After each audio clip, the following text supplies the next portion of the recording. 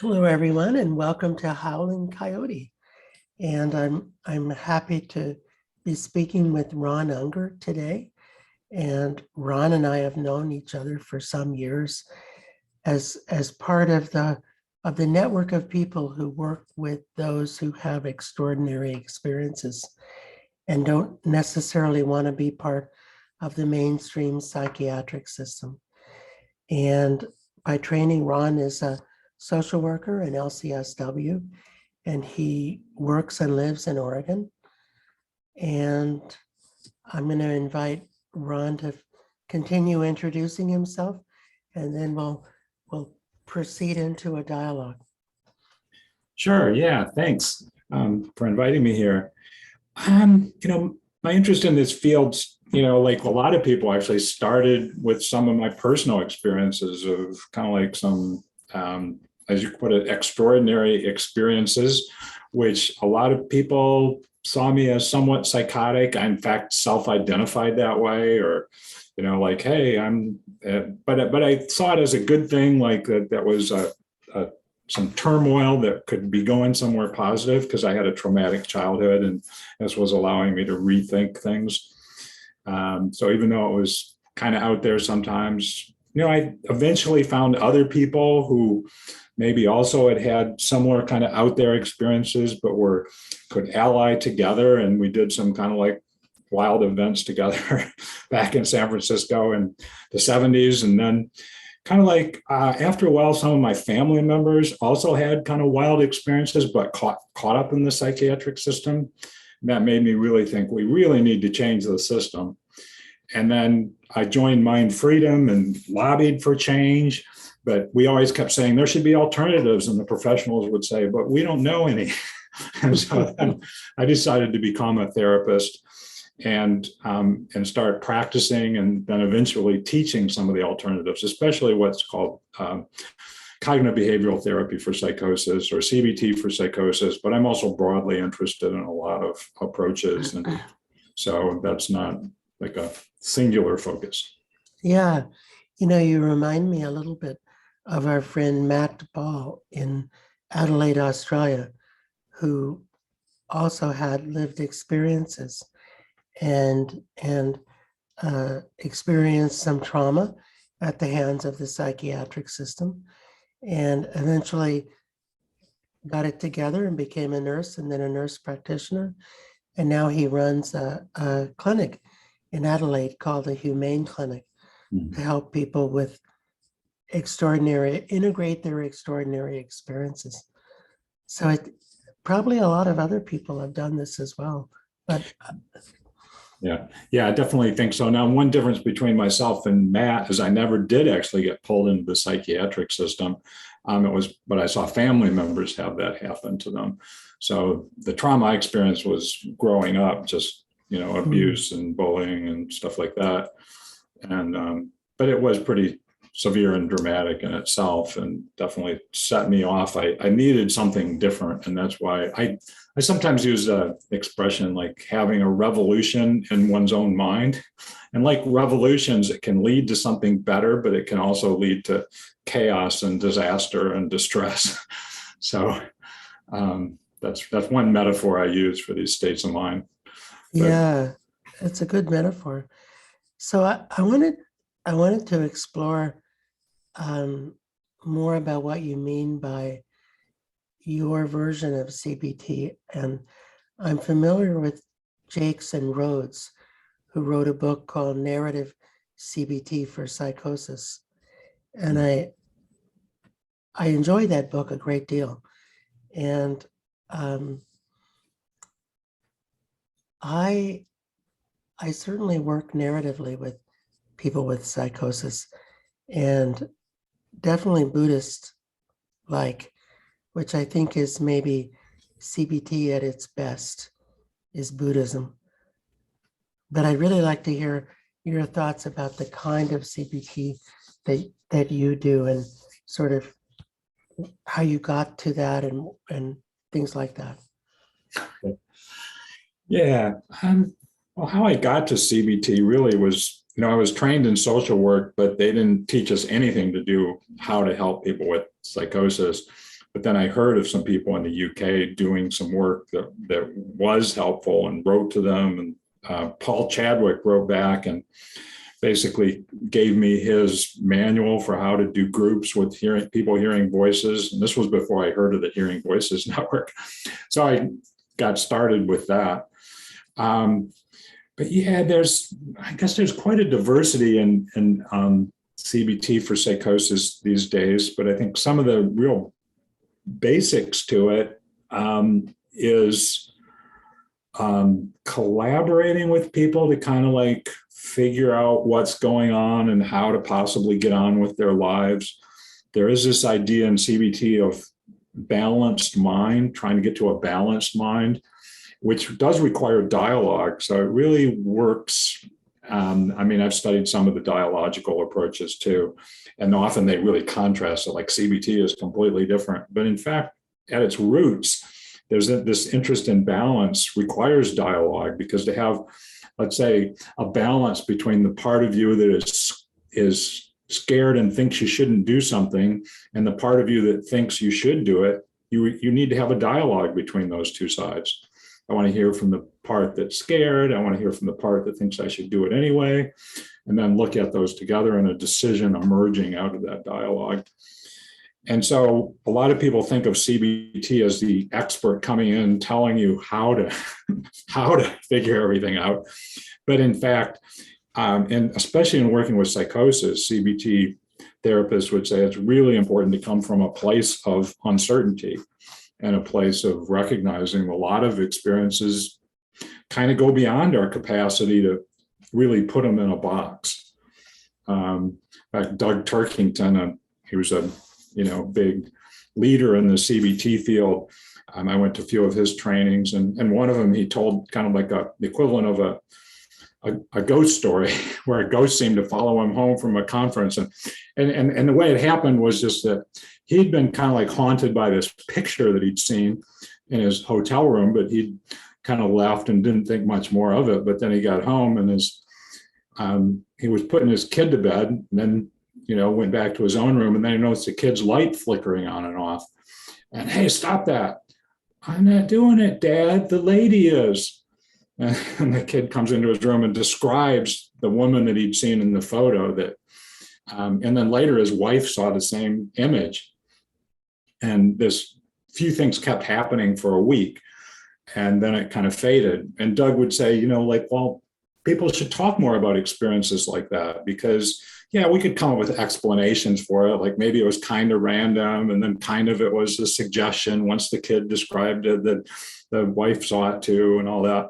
Or you could say, well, maybe something at a different level was happening. So you come up with different explanations, but the root thing you can say is, hey, weird stuff happens and we try to figure it out.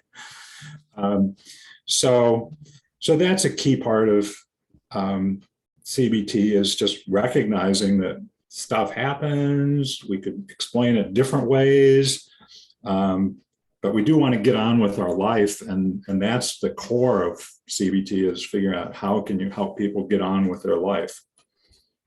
Yeah, I think that's common. It's interesting how therapy really has whatever you call what you do, it's basically helping people get on with their lives. And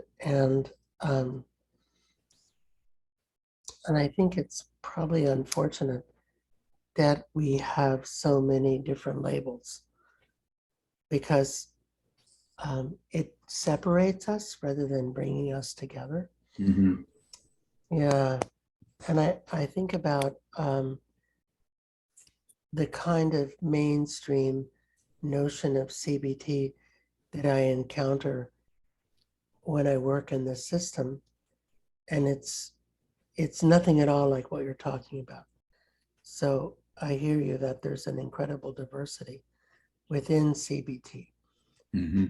Yeah, because the mainstream folks would not permit extraordinary experiences.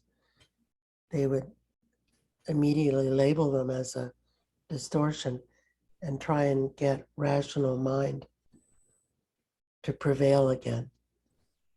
And I suspect that rational mind is not all that useful all the time.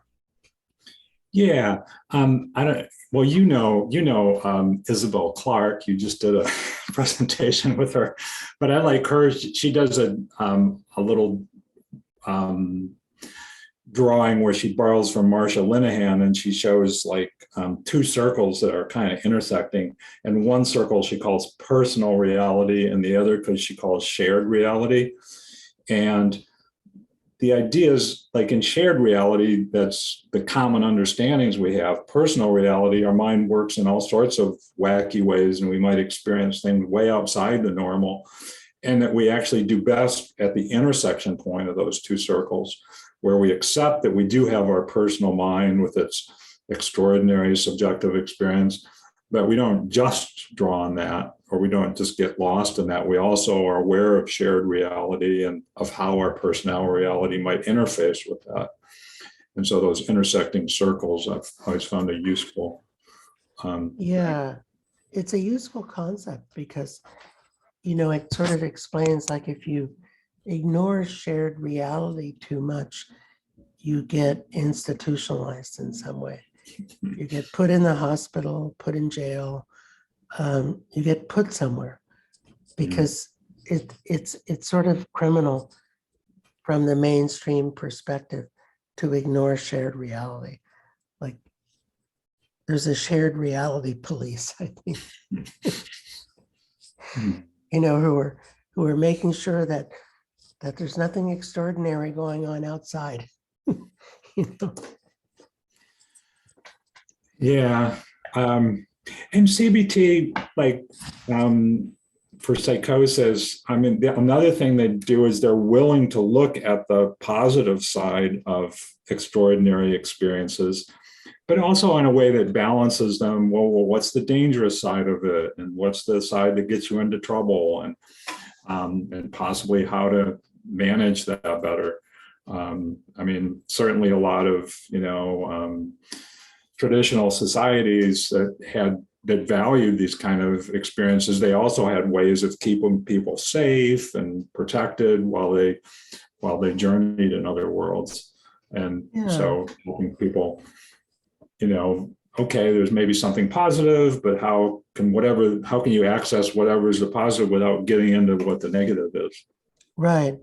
And I remember when I lived in Tucson, Arizona, talking to some Huichol people who had come up from Mexico. And I was curious about their whole peyote thing. And I said to them, well, when will you let like a gringo do peyote?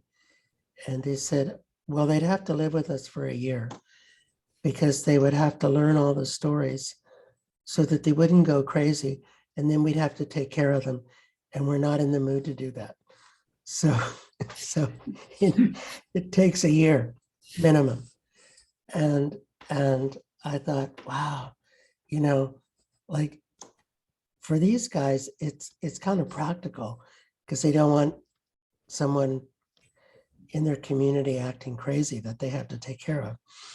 But it's also sort of spiritual in a sense that it takes time to build a framework to process extraordinary experiences, that you can't just jump into the abyss and expect to be on a psychic bungee cord. Yeah. And yet there is this thing that young people have a tendency to just kind of wander into these states sometimes. I know, I'm sure you're familiar with the film Crazy Wise, and just, talking about around the world, that's kind of like the pattern. But in some societies, they could recognize what was going on. And it's like, oh, you might have some talent, but you also need some help. And let's show you how to handle this. No.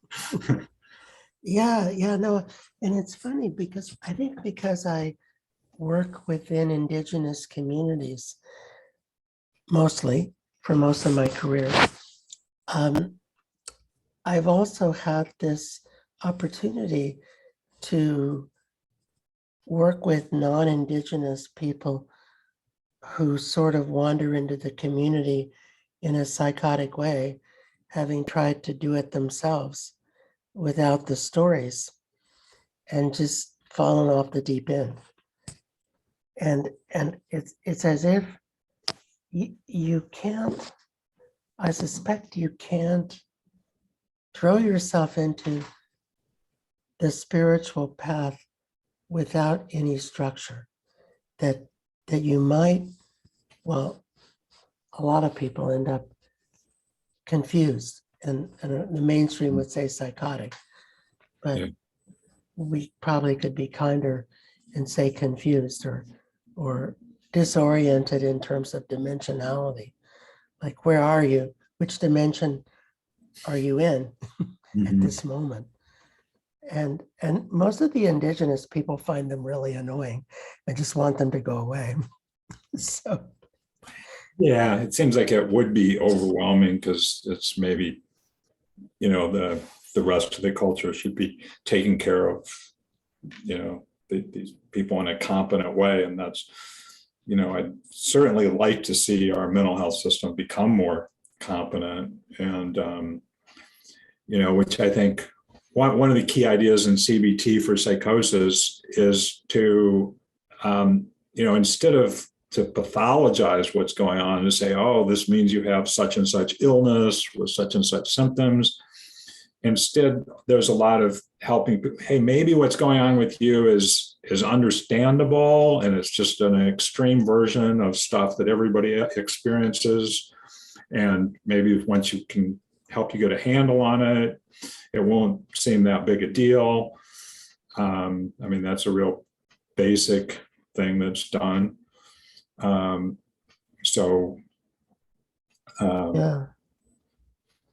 Like a lot of, everybody, one way of putting it is you have to have a certain amount of paranoia just to get by in the modern world, because you can't trust everybody because there's a lot of distrustful, bad things going on out there. But if you go too far into that zone, you can get, like you say, really disoriented. Nothing feels safe, and then you just kind of spiral and spin. And but if there was a study done recently in the UK called about what they call the Feeling Safe program, and they worked with people that seem to have what in psychiatry gets called paranoid delusions. Only they didn't really work on the delusions themselves. They just worked on, they said, oh, we think there's 5 areas we can possibly help you with. And one of the areas, possibly you worry too much, or possibly your sleep is bad, or possibly something's caused your self-confidence to go down, or possibly, you don't know how to handle voices that you hear, or possibly, you've gotten in the habit of, defending yourself, but that's kept you from going on with your life and finding out that you can manage things now. Which of those areas would you like to work on? And most people worked on 2 or 3 areas, but, in something like 20 sessions, they got to where half the people, didn't have much problem with their paranoid beliefs anymore. And another quarter got substantial help, so that's an example of one of the more effective CBT programs. yeah. And it makes me think of someone I'm working with right now in the Indigenous community who would be probably labeled paranoid something by the mainstream system, because she arrived at the conclusion that her downstairs neighbor was broadcasting thoughts into her mind and reading her thoughts and trying to control her behavior. And so she moved away to where I live to try to get away from that, and it didn't work. And so then she tried to get a restraining order in the court, and you can imagine how well that went. And the difficult thing is that she doesn't think there's anything wrong with her. That she's completely convinced of the reality of this situation.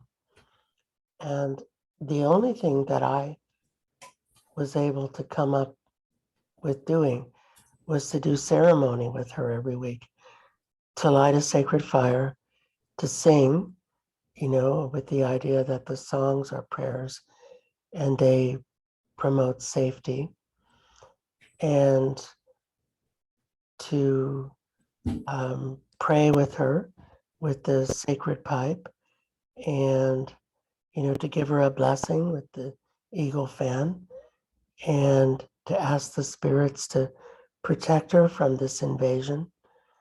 And the really interesting thing is that it's working. And I think there's probably at least 5 explanations for why it might be working, if not more. But it's sort of within her, our shared beliefs that spirits can protect people, and I mean, we don't really share the belief that this woman is doing what she thinks the woman is doing, because I don't know many people that powerful. But we share the belief in spirit protection, and the idea that these ceremonies work. So that's what we're doing. Yeah, because I mean, so much of paranoia is being caught up in a fear spiral, and if people can find a way to feel safer, with, in this case, with the confidence that the spirits are some protection, then that could allow her to kind of like regroup and get out of that spiral. So that makes sense. Yeah.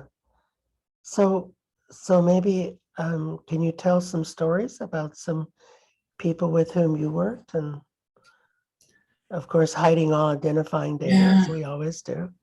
As you were talking about the safety thing, it just reminded me of somebody I'm working with now who was just adamant not wanting to consider that any of the things he thought was going on were not going on, because so many people had tried to discredit him completely, right?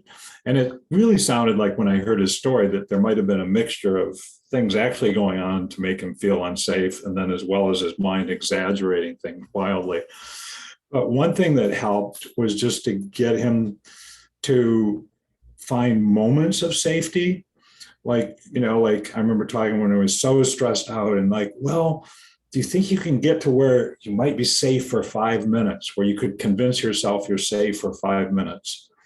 And, he was able to do that. And then once he could do that, he could relax a little for 5 minutes, and then he could maybe find 5 minutes more. And it sounds like really simple, but I can say that's the main intervention that I feel like I've done so far. And yet for the last number of months, he's functioning much better, and and is now doing things to get on with his life. And it's still, there's that threat in the sense of threat in the background. I don't think we're done or anything, but it just did a lot just to something that allowed him to get a sense of being able to come down to ground and be safe for just a bit. Yeah. And it makes me think about how mainstream, I don't know, what do we call it, psychological services, like when you mentioned 20 sessions, I imagine some bean counters going nuts, because that's way too many. And I mean, and that's sort of my experience, is that it took a long time to get there, and it's going to take some time to get out of there. And we need some patience, that slow recovery is better than no recovery. Mm-hmm. And I don't know how to convince the mainstream culture of that idea. I don't know, have you had any success with that? Well, Oregon system is probably different than some. I mean, here the Medicaid or the Oregon Health Plan actually does allow people to be in ongoing therapy for potentially years. So I know in a lot of states they just, that would not happen. No. So that's one thing that I haven't directly. Yeah, it is really unfortunate. I mean, you hear how like something like open dialogue, where they come in with a team of people multiple times a week, maybe every day in the beginning and something like that. It sounds so expensive. And yet when they evaluate it compared to treatment as usual, hey, it's way cheaper because our people get better. A lot of them do. And, we don't spend as much in the long run. Now, one thing, when you have a fragmented healthcare system, I think a lot of the insurance companies, they wouldn't care. They'd say, well, maybe in the long run it'll pay off, but they might be on different insurance then. So we got to save money now. And that would be one reason to have a unified system that would have to think ahead. Hey, we don't want to be spending money on this person's mental health care 5 years from now. We want them to get what they need now so they get better and go on with their lives.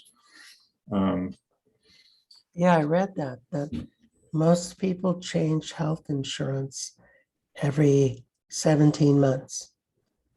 And so why bother to plan for 5 years from now when you're just going to get rid of this person in 17 months, or they're going to get sicker and go on to Medicaid.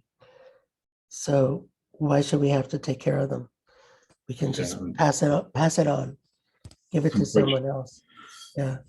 So you asked me though about, people working with, I mean, like an example of somebody a little more complex, a woman who like, every time she goes out, her voice is saying horrible things about her, but then she also has like really would get into really would feel terrible, but then she'd get into really grandiose beliefs to make her feel better. But then people would see her as crazy because she was so into these grandiose beliefs.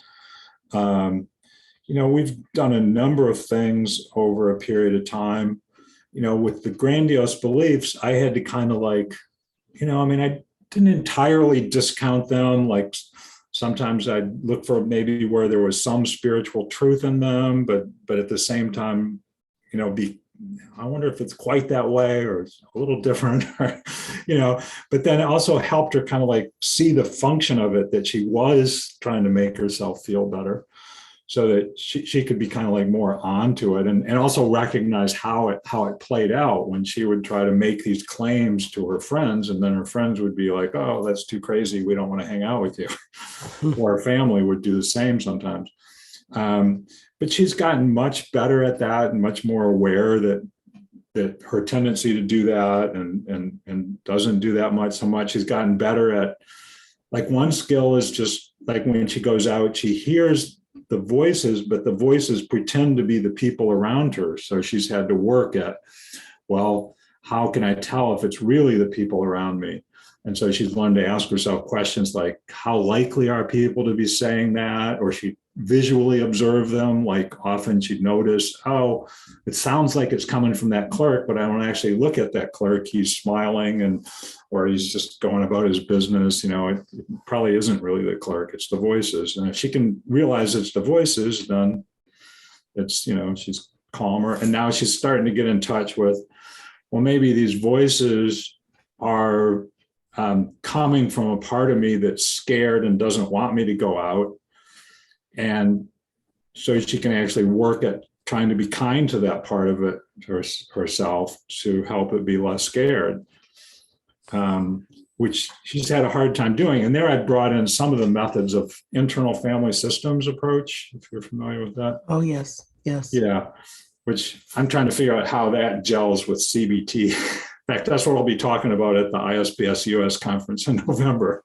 But basically, she's got a part of her that's trying to scare her.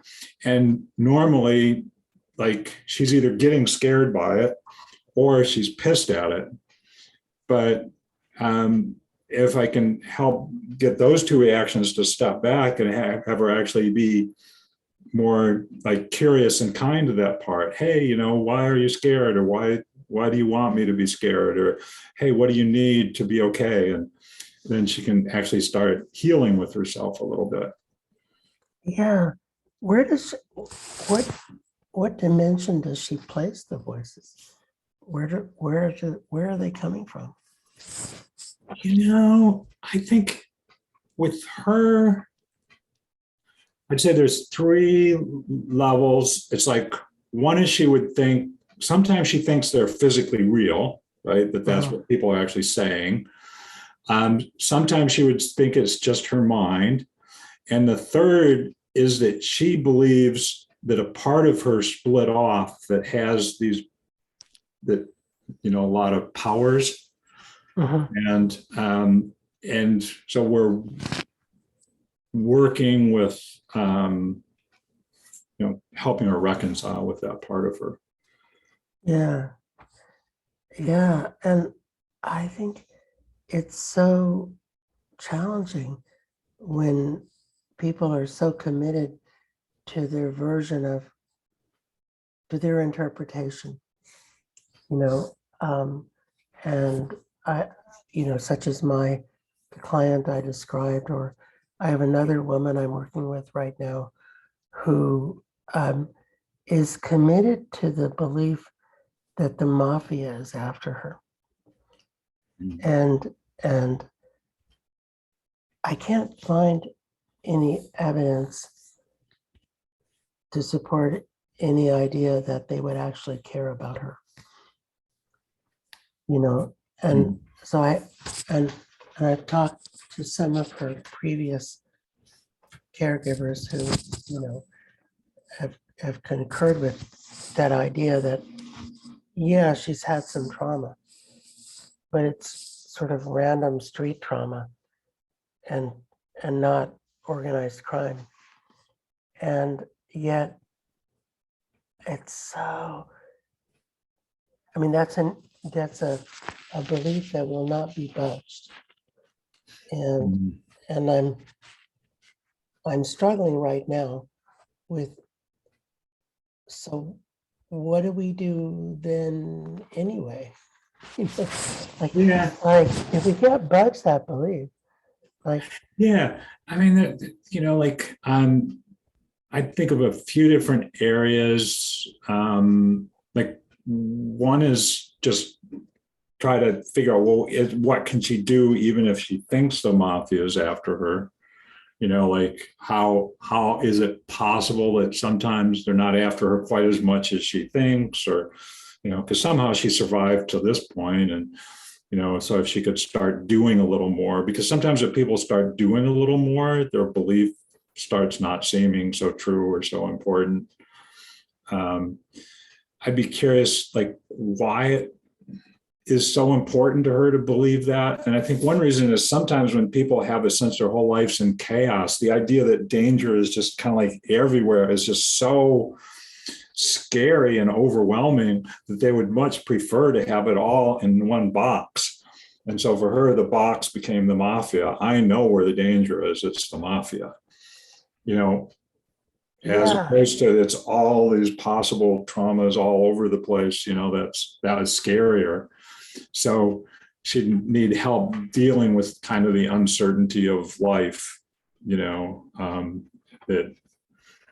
but the more she can be helped to take care of herself and have a life that's not traumatic and find a way to get on with it despite her fear of the mafia, she might then develop more of a sense of safety and more of a sense of, hey, maybe I can open up my mind a little. That would be a thought. yeah, no, it's a good thought because um, she, though she grew up in Maine, she lived elsewhere and has only recently come back to escape the mafia, but has already discovered that they've found her and are surveying her. And my question to her when I last spoke to her a couple of days ago was, well, they haven't killed you yet. So if they're surveying you, well, so what? What do you want to do? Like, what could you do Yeah. that would, yeah. And one of the things in the Feeling Safe program, they would seldom go back or maybe never go back and try to convince people that things didn't happen in the past, but they would say, was it possible that things are safe enough now that you could start doing things? So is it possible that, maybe the mafia is losing interest enough that it would be okay to go out and do, I don't know, whatever she would want to do to get on with her life. And then that might be a way. Or one thing is like, how much is she worrying about the mafia all day? And if you could help her manage her worry better, well, maybe I'll just worry, like a classic CBT thing is, maybe let's just worry about it 15 minutes a day. And then at the end of 15 minutes, say, well, that's enough worry today. I'll worry about it again tomorrow. Now I'll get on with my life and go do things. It's so interesting that you said that, because my grandmother must have been a classic CBT practitioner, because she had a rule that after breakfast, she would worry for an hour. And then she would pray. And after that, forget it. It's very CBT. Yeah. And what's so interesting is, she was Cherokee and had no education whatsoever. And yet she came up with this, I don't really know where it arose from, but this brilliant idea that, well, her idea was that you had to do the work of worrying, she called it. That was her phrase, that everyone had to do the work of worrying. And then she had this idea that after you did the work of worrying, you prayed and you gave it over to Creator. And then if you worried more, you were insulting Creator. And that was a really bad thing. Okay. Yeah, see that. Yeah, I can remember like people bringing her troubles in the afternoon, and she would say, no, tell me tomorrow. I've already done my work of worrying today. Mhm. I've already said my prayers, so tomorrow. Yeah, one notion in CBT is if your mind thinks of worries later in the day, you can just maybe jot them down so you remember to worry about them the next day. That's a great idea. Yeah. It's funny. I didn't realize that, I've read more of the conventional CBT literature. And I think I need to read more of the unconventional CBT literature to get more of a sense of the creativity that's possible. But I also think, and maybe you could speak to this, I think the mainstream uses CBT, the words, as a weapon against people who want to do interesting things. And probably it's unjustified. What you mean, using CBT as a weapon is unjustified, or the thought using the phrase CBT, they would say, well, that's not CBT. Oh, right, yeah. Whereas I tend to usually try to look at how to weave things together with CBT, because the one thing I think about CBT is nice is that it's kind of like simple and straightforward, and it's sort of like an easy foundation to kind of like grasp, and then you can fit other stuff with it. That's just how I like to think. But yeah, and the whole therapy wars, the idea that one particular kind of therapy is going to work where others don't. Usually what you find is they all work to some extent, and maybe certain ones may really be better, more effective for certain problems. But I'm not a fan of that. There's, trying to regiment everybody into a certain approach. That's just not my style. But I think you're right that there are people out there that would do that. I think there was a thing in Sweden where they really tried to push everybody to do CBT instead of other forms of therapy for depression or whatever. But when they actually studied the effects of doing that, it was kind of a disaster. It was not helpful. Well, and that, my sense is that whatever you do, you have to engage the person first. Mm-hmm. And that isn't easy. that takes some skill, and the skills are probably human relating skills and not any particular form of psychotherapy. I mean, it seems to me that, like, when I get a new person, I have to build a rapport and I have to find out what they're willing to do. Mhm. And it comes down to that no matter how many marvelous exercises I have that they could do, or breathing techniques or guided imageries, if they won't do them, it doesn't matter. Yeah. You know, Yeah, that relationship thing. And I mean, one way they understand it in CBT is that that's like your foundation, that you have to form a good working relationship. And that if you don't have that, it's like trying to build a house without a foundation.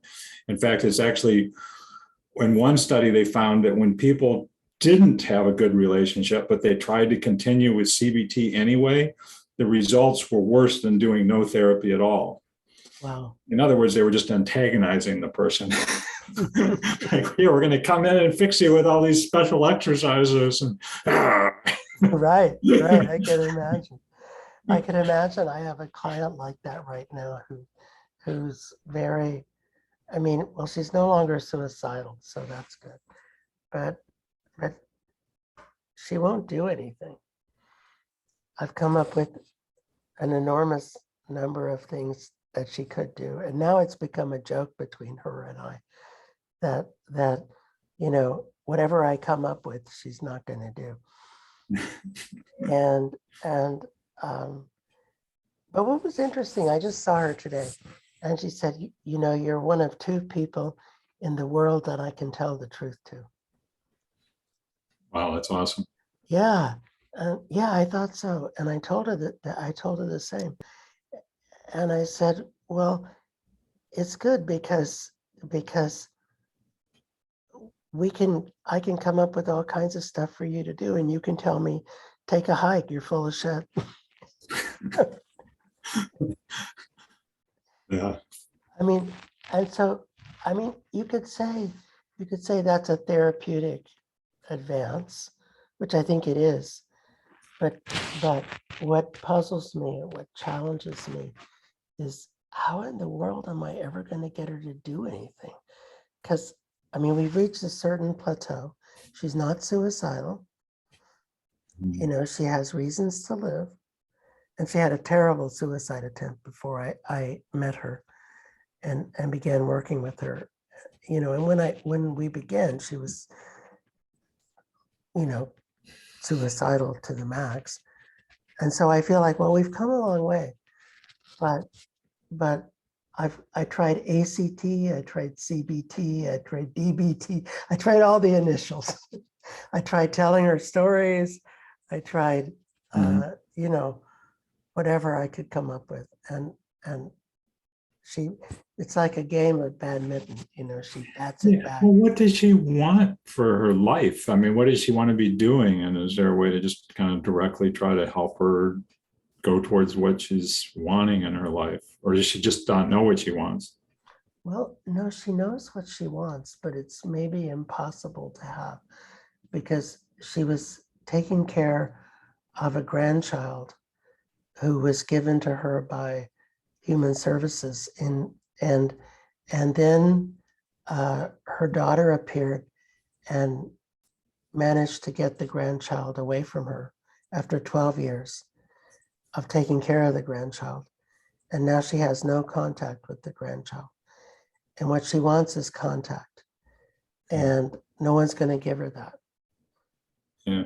And so it's quite an impasse, because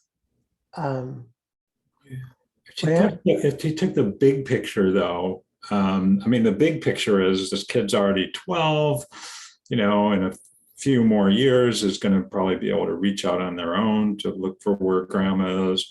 And if she could work on, hey, I want to be healthy and positioned well, so when this kid re-engages with me, I'm in a good position to say, hey, welcome back into my life, and here's how I can help you out. So to do that, she'd have to, be a good role model and take care of herself. But if she could see that, then that might get her more interested in taking care of herself. But hey, this is temporary. It's painful, yes, but it's likely temporary because, I know I worked with a client whose kids were taken away when they were much, much younger, but they did eventually find their way back to her. And it's pretty common these days. It is, isn't it? And yet I did try that, and her response was, fuck you. I'd be curious why. Why are you saying that? Yeah. I said, why? I did. I said, why are you saying that? And she said, because you can't prove to me that that's going to happen. I would say that's true. I can't prove that you're going to live through today. You might die. You might have a heart attack. Somebody might randomly shoot you. I can't prove anything. Yeah. I might die. I didn't do that. That is one thing I do. The uncertainty, I never try to promise anybody anything. Yeah, no, you're absolutely right. There's no promising anything. I was thinking about that. I put in an abstract for a conference in Sweden about the phenomenology of aging and chronic illness. And I was looking at uncertainty has been with us since the dawn of time. But what's new is that medicine has given us a new anxiety about the uncertainty of life. That now we have so many more things we can be uncertain about.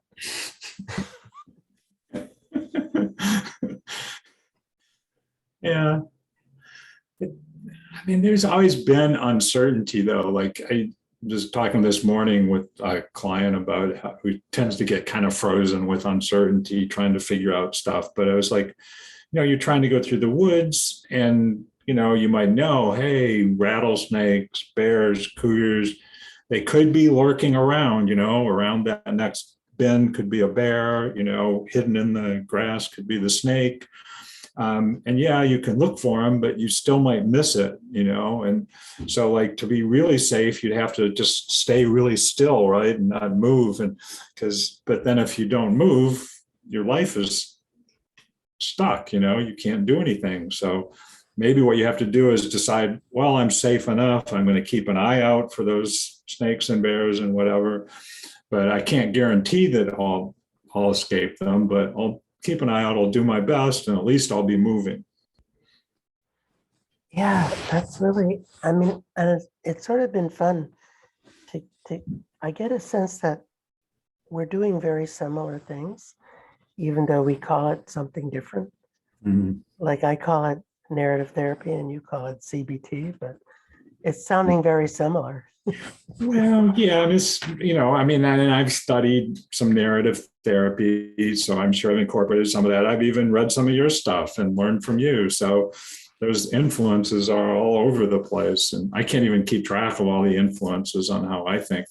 But a lot of the stuff I'm talking about is consistent with mainstream CBT for psychosis. Yeah. I think CBT for psychosis is more flexible and open-ended. And even like Aaron Beck, him, there's he died recently, but kind of like one of the fathers of CBT. And, everybody associates him with all the classic CBT methods and all that. But in his later days, he was working more trying to help people who had been like given diagnoses like schizophrenia and had a lot of negative symptoms and stuff. And so what he was all into, he still saw it as trying to change beliefs, but he didn't start by talking about beliefs. He thought the idea was you had to engage with people and find out what lifted their spirits, what gave them a sense of meaning and joy and connection. And that's what it all was. And if you could help people find those things and nurture those things and bring them to life, that, naturally some of these negative beliefs they would have, it would start to be easy to change them. So he was really focusing in on really spiritual stuff, meaning, connection. Yeah, belonging, all of that all of that stuff. Yeah, Yeah. exactly. Yeah. No, it seems like we sort of, people start from these seemingly radically different schools, and over time we converge toward the same point. And it reminds me of a film I watched in graduate school about, I think it was Carl Rogers, Fritz Perls, and someone else, psychodynamic person, famous person, but and um, so we heard them talk about what they do, and then we watched them do what they do, and it turned out that what they did had no relation to what they said they did.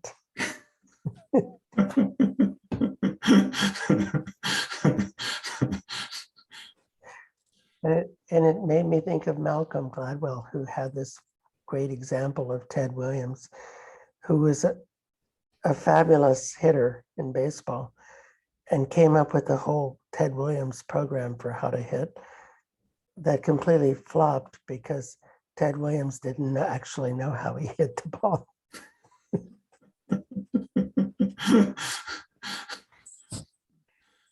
Yeah, that's a good one, right? Yeah, yeah. Um, yeah, and plus, no matter how much training you have, people are always throwing unique stuff at you that, oh my gosh, I have no idea what to do with this. Oh, this is the opposite of what I've been trained how this works. Like I was just doing something to make them feel safe, and now they feel way more scared than before. What did I do? What happened? So we constantly have to be thinking on our feet because of this diversity of how people react and how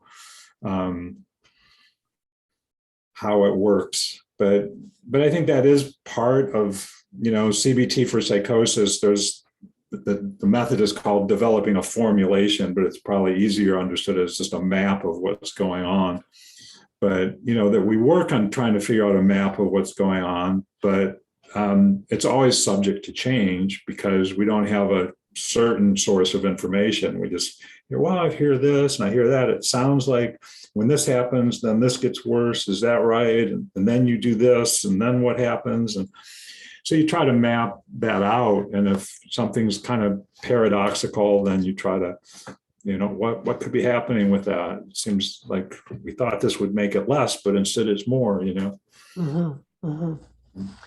Yeah, you made me think of one of my recent failures, which is always useful to talk about, I think, which was a woman who believed that these worms were burrowing under her skin and coming out at night, and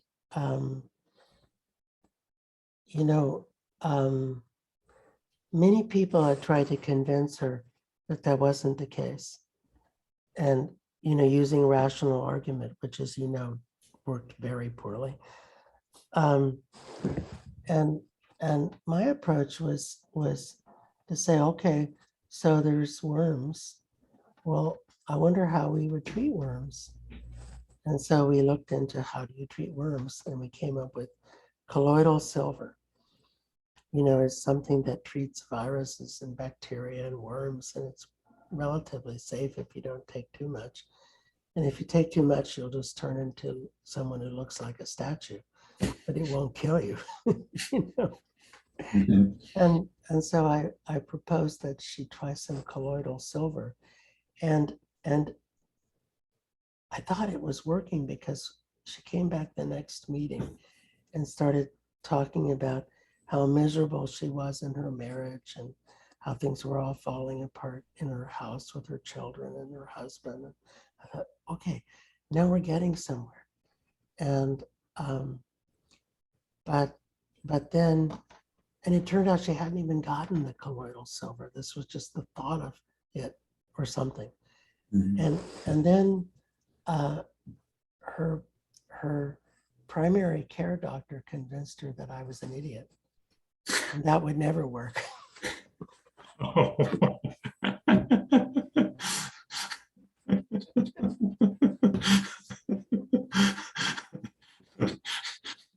Yeah, and Good. she canceled all her next appointment, and the last I heard was on her way to the dermatology clinic at Harvard. So, but it's hard when things fail, I think, when we don't connect with people. I'm sure you've had the same experience. I mean, you missed the boat too. We all do. Yeah. Yeah. Yeah. That's, I mean, sometimes I never find out what's going on, but, sometimes even people, like I remember one of my clients who went off, she had a belief that all these people were in telepathic communication with her, and tried working on that in various ways, including helping her improve her life so she wasn't so dependent on that. But then she kind of like sunk back into it. In fact, she got convinced that this one person, she should go move to another town to be with them because of the communication. Thought, oh, failure. But some months or a year later, I got a call and, oh, I appreciate so much the work that we did. I did go to that other town, but nothing happened. And then I came out of it, and then I got my life together. Person was actually doing really well. And I've heard in years since continued to do well. And so sometimes, stuff that, but yeah, unfortunately, I don't think even our best therapies, we don't manage to reach everybody. Open dialogue can't claim 100% success. Well, actually, even simple psychotherapy for simple anxiety, nobody's come up with one that claims 100% success. Nobody's done trials and all of our people got better. It's never that way.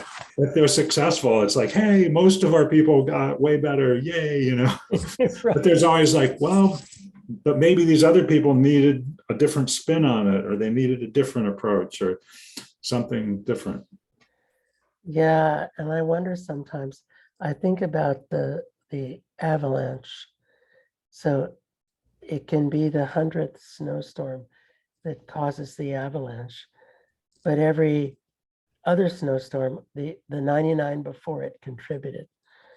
And when the 100th snowstorm takes credit for the avalanche, it's ignoring the work of the 99 who came before it.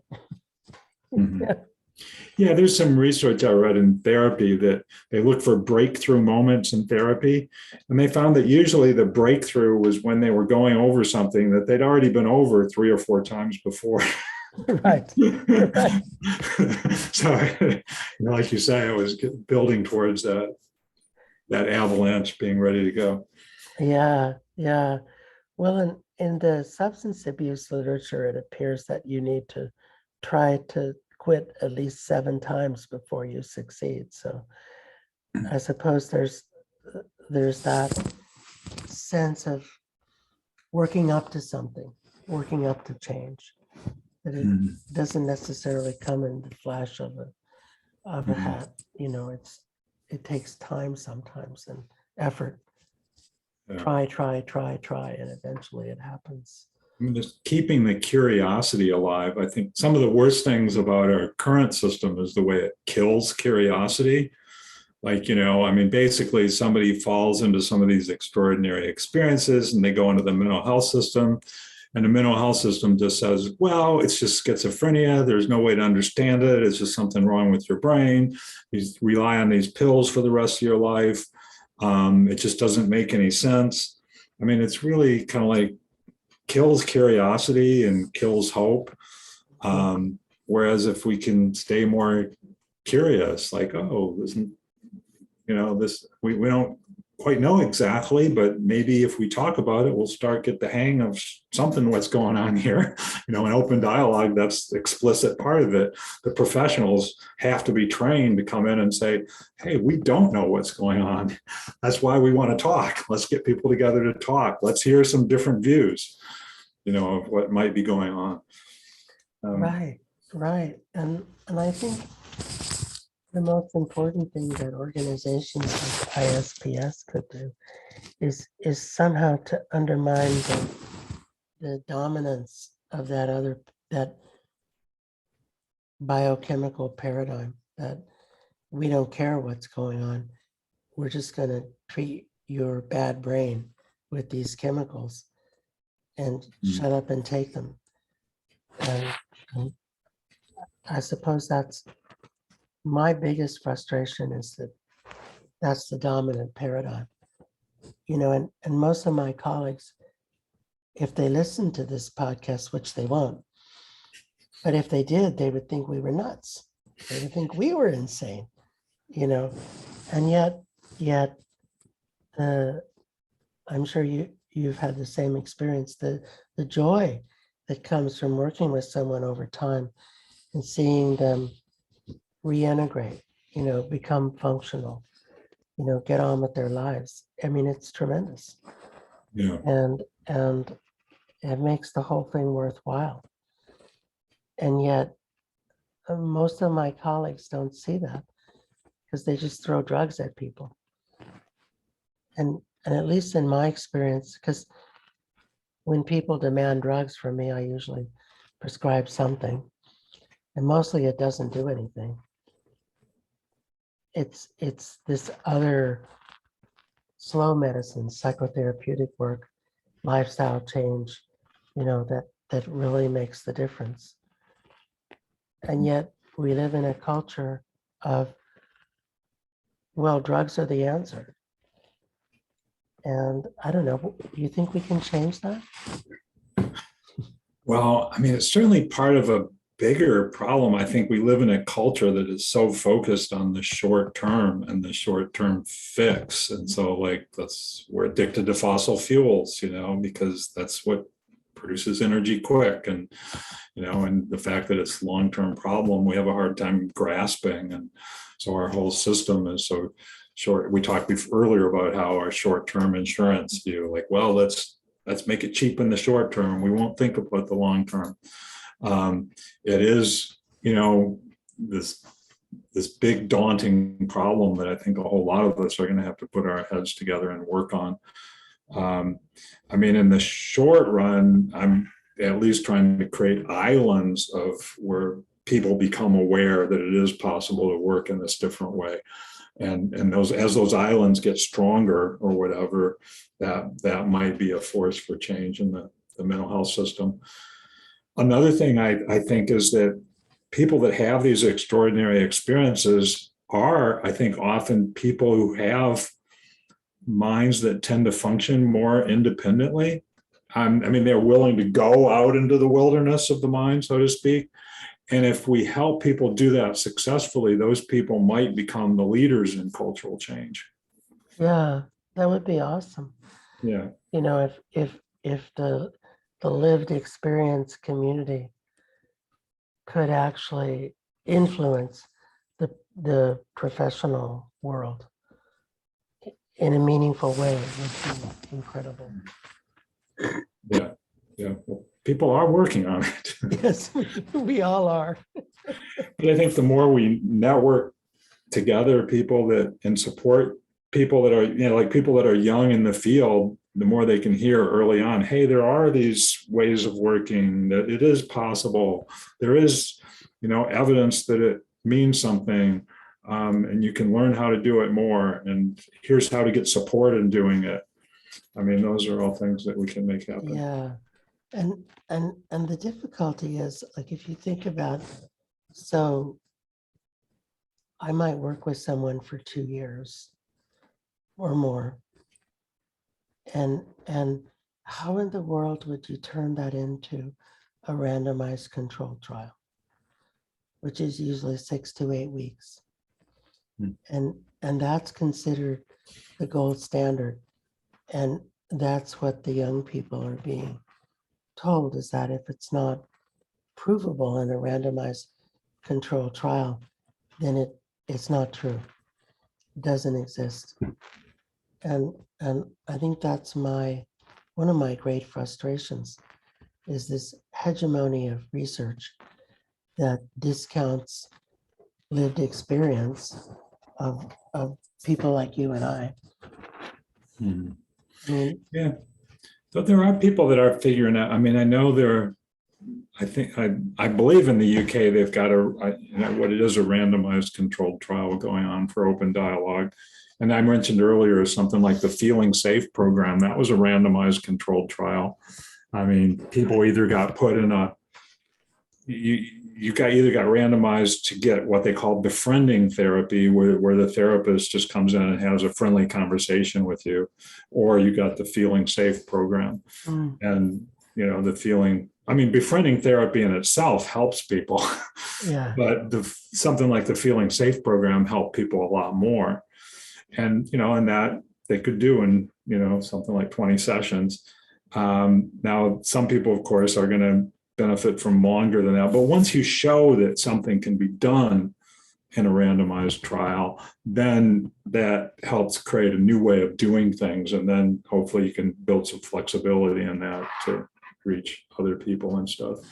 Yeah, I hear you. It is a long road sometimes. Any other thoughts before we finish up for the day? Well, I guess I just want to say, I appreciate the chance to be on the show, and I appreciate your work on this, and also think it's really interesting the cultural angle that you bring to this work, because there are definitely traditional ways of healing that we could learn a lot from, and that we barely have probably tapped the surface of. Yeah, and thank you so much for coming on, because I love these conversations with other people who are working in different minds to extract the rare minerals. so it's great, and if people want to read more about your work, where would you direct them? They could, I have a website blog, recoveryfrompsychosis.org. So they could do that, or they could also look up my YouTube channel. Just if you just Google YouTube Ron Unger, and maybe put in the word channel, it'll come up.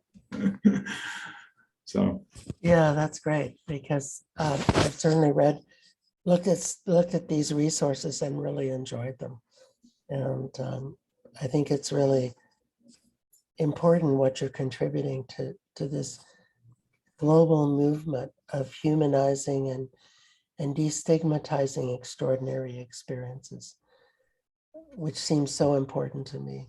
yeah. Yeah. Okay. Thanks for having me. All right. Well, thanks for coming on.